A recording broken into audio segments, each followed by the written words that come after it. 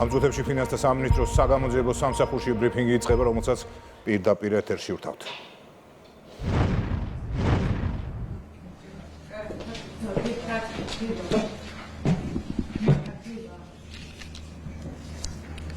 მოგესალმებით. ფინანსთა სამინისტროს საგამოძიებო სამსახურის თანამშრომლებმა სახელმწიფო უსაფრთხოების სამსახურის თანამშრომლებთან ერთობლივი ღონისძიების ფარგლებში სახელმწიფო პოლიტიკური თანამდებობის პირის მხრიდან სამსახურებრივი უფლებამოსილების ბოროტად გამოყენების ფაქტზე საქართველოს რეგიონული განვითარებისა და ინფრასტრუქტურის მინისტრის ყოფილი მოადგილე კობა გაბუნია დააკავეს, რომელიც საჯარო სამართლის იურიდიული პირის საქართველოს მუნიციპალური განვითარების ფონდის კურატორი გახლდათ. ასევე კომპლექსური ღონისძიებების ფარგლებში პირადი და საცხოვრებელი სახლების ჩხრეკები ჩატარდა დაკავებულ კობა გაბუნიასთან, რეგიონული განვითარებისა და ინფრასტრუქტურის ყოფილ მინისტრ ირაკლი ქარსალაძესთან და სხვა პირებთან სულ 20 სხვადასხვა ობიექტზე. როგორც უკვე ცნობილია, დაკავებულები იყვნენ საჯარო სამართლის იურიდიული პირის საქართველოს მუნიციპალური განვითარების ფონდის ყოფილი აღმასრულებელი დირექტორი დავით ტაბიძე, ფონდის პროგრამის მენეჯერი და ამავე სამსახურის პროექტის მენეჯერი, რომლებმაც სრულად ითანამშრომლეს გამოძიებასთან და მათ აღკვეთის ღონისძიების სახით სასამართლოს მიერ გირაო შეეფარდათ.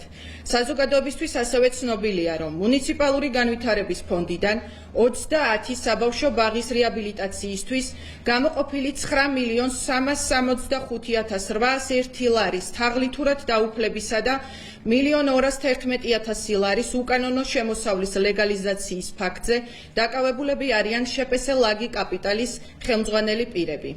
გამოძიების მასალების მიხედვით შპს ლაგი კაპიტალის მიერ 2023 წლის ივლისიდან 2024 წლის მაისამდე პერიოდში ფონდში წარდგენილი ავანსის მოთხოვნები იყო დაუსაბუთებელი და მხოლოდ ნაწილობრივ უზრუნველყოფილი.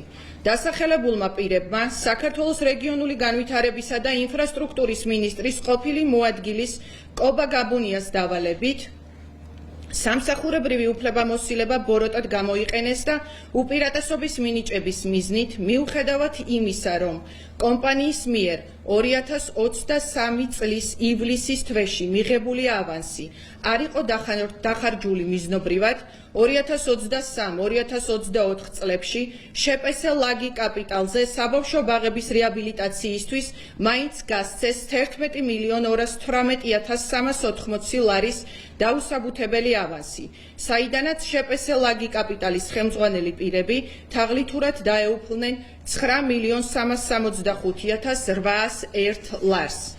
გამოძიება საქართველოს სისხლის სამართლის კოდექსის 322 მუხლის პირველი და მეორე ნაწილებით, 180 მუხლის მეორე და მესამე ნაწილებით, 194 მუხლის მეორე და მესამე ნაწილებით და 362 მუხლის მეორე ნაწილით მიმდინარეობს, რაც სასჯელის სახეთ ითვალისწინებს თავისუფლების აღკვეთას 9-დან 12 წლამდე ვადით. აღნიშნული და მსგავსი კატეგორიის საქმეებზე საქართველოს გენერალურ პროკურატურასთან და სახელმწიფო უსაფრთხოების სამსახურთან ერთად ვაგრძელებთ ინტენსიურ ოპერატიულ და საგამოძიებო მოქმედებებს, რათა უზრუნველყოფილი იქნას კორუფციულ დანაშაულში მონაწილე პირთა მხილება, პასუხისგებაში მიცემა და კორუფციული ფაქტების მაქსიმალური პრევენცია. მადლობა ყურადღებისთვის.